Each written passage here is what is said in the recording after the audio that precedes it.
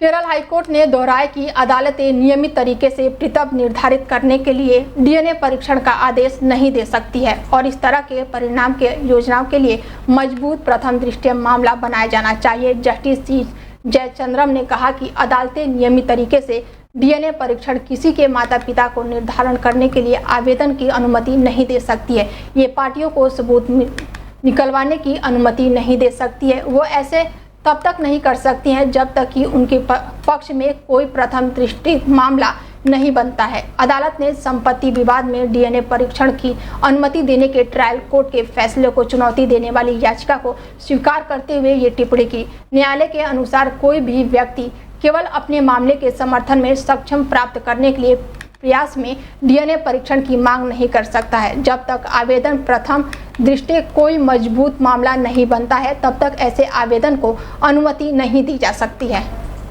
पश्चिम बंगाल में लोकसभा चुनाव के दौरान जगह जगह से लगातार हिंसा की खबरें सामने आ रही है। मोदिनपुरा से बीजेपी प्रत्याशी अग्निमित्रा पाल विशाल काफिले के साथ मतदान के लिए खड़गपुर गांव पहुंची। पुलिस ने काफिले को रोक दिया। ग्रामीणों ने कथित तौर पर उम्मीदवार की कार को घेर लिया और विरोध प्रदर्शन करना शुरू कर दिया। अग्निमित्रा पाल की गाड़ी को भीतर जाने से रोक दिया गया, जिसके बाद से हंगामा बढ़ता चला गया। अग्निमित्रा पाल ने कहा, हमारे मूवमेंट को धीमा करने का प्रयास किया जा रहा है। ये तृणमूल के समर्थक है।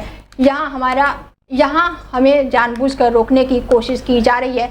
हम चुनाव आयोग को शिकायत करने जा रहे हैं। राज्य पुलिस इससे बर्दाश्त नहीं कर सकती है, इसीलिए ब्लॉक कर रहे हैं। मैंने पुलिस को अनुमति दिखा दी है, लेकिन वो मुझे पूछ रहे हैं कि आपके पास अनुमति क्यों नहीं है। पश्चिम बंगाल में मतदान से पहले एक बार फिर हुई दो अलग अलग घटनाओं ने सुरक्षा व्यवस्था पर सवालिया निशान खड़ा कर दिया है। कारण छठे चरण के मतदान से कुछ घंटे पहले पूर्वी मिदानपुर से एक टीएमसी कार्यकर्ता की हत्या कर दी गई। वहीं एक टीएमसी कार्यकर्ता गंभीर रूप से घायल हो गया। पहली घटना पूर्वी मिदानपुर के महर्षि महिपार्षद दल की है, जहां शुक्रवार रात चुनावी रंजिश में एसके मोजबुल नाम के एक टीएमसी कार्यकर्ता की हत्या कर दी गई। मृतक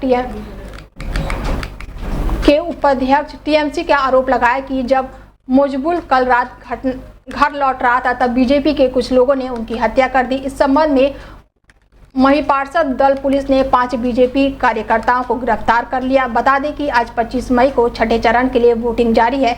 इस चरण में छठे राज्य और केंद्र शासित प्रदेशों की 58 सीटों पर मतदान हो रहा है। दिल्ली की 7 सीटों पर मतदान सहित उत्तर प्रदेश के 14, बिहार की 8, पश्चिम बंगाल की 8, हरियाणा की 10, झारखंड की 4, ओडिशा की 6, जम्मू कश्मीर की 1 सीट पर वोट डाले जा रहे हैं। सभी जगहों पर सुरक्षा के पुख्ते इंतजाम किए गए हैं। हालांकि बंगाल में हुई इन 2 घटनाओं में सुरक्षा व्यवस्था पर सवाल खड़े कर दिए हैं।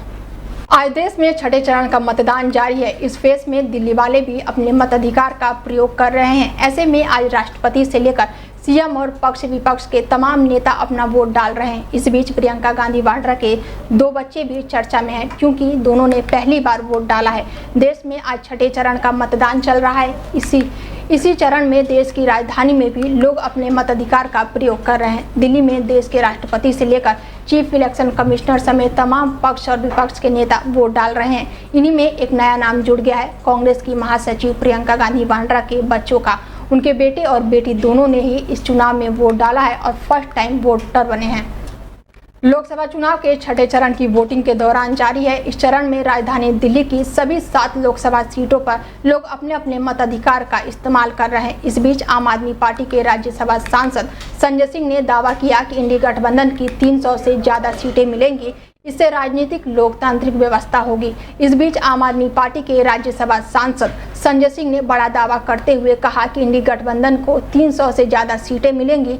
संजय सिंह ने कहा, चुनाव लोकतंत्र का त्यौहार है और भारत दुनिया का सबसे बड़ा लोकतंत्र है। मैं भारत के लोगों से हाथ जोड़कर अपील करूंगा कि वो भारत के संविधान को मजबूत करने, लोकतंत्र की रक्षा के लिए वोट करें। तानाशाही का अंत आज हम सभी जानते हैं कि जब राजनीतिक लोकतांत्रिक व्यवस्थित होगी तो सब कुछ संसद और विधानसभाओं के माध्यम से संचालित होगा।